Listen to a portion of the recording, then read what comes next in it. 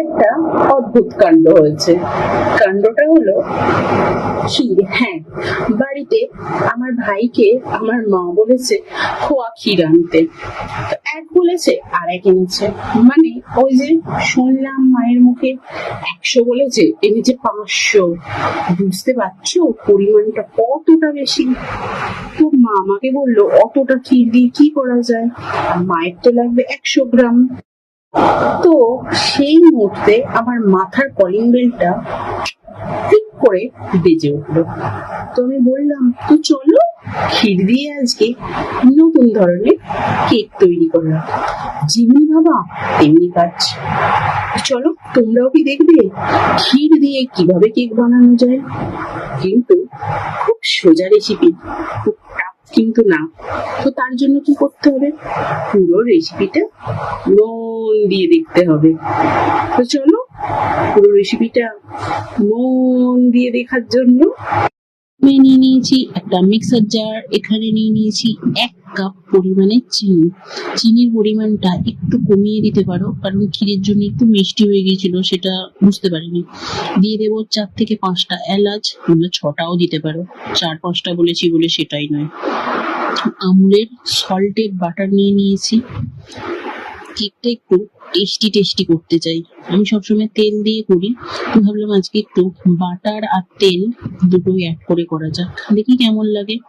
তো এর জন্য মোটামুটি 2 চামচ বড় চামচের বাটার নিয়ে নিলাম। তেল অবশ্যই দেবো, কারণ কেকের পরিমাণটা অনেকটাই ছিল।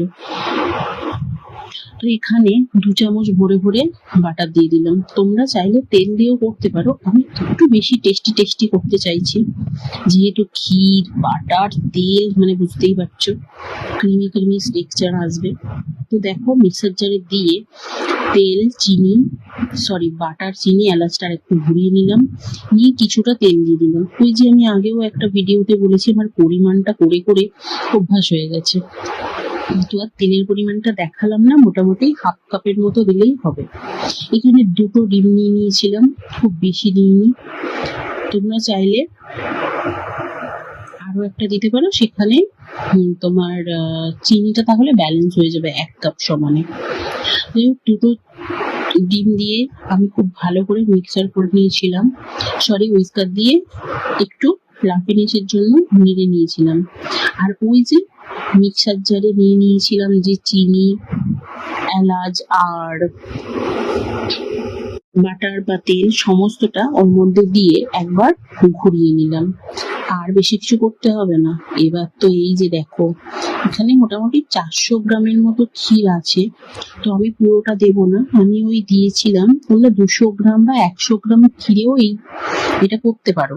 আমার কাছে বেশি ছিল তাই আমি একটু বেশি করেই ক্ষীর দিয়েছিলাম।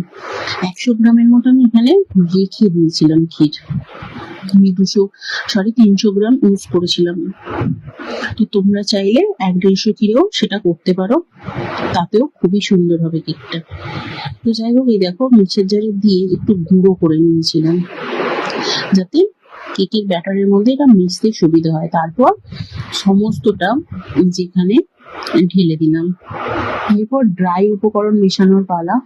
তো প্রথমে 1 কাপ ময়দা আমি দিয়েছিলাম, তো যেটায় হয়নি, আরো 1 কাপ পরে অ্যাড করতে হয়েছিল। তারপর তোমাদের কাছে স্প্যাচুলা থাকলে স্প্যাচুলা বা এরকম কাঠের খুন্তি, তখন কিন্তু আর কোনো করার দরকার নেই, জাস্ট এইভাবে হালকা ভাবে একটু মিশিয়ে নিলেই হবে।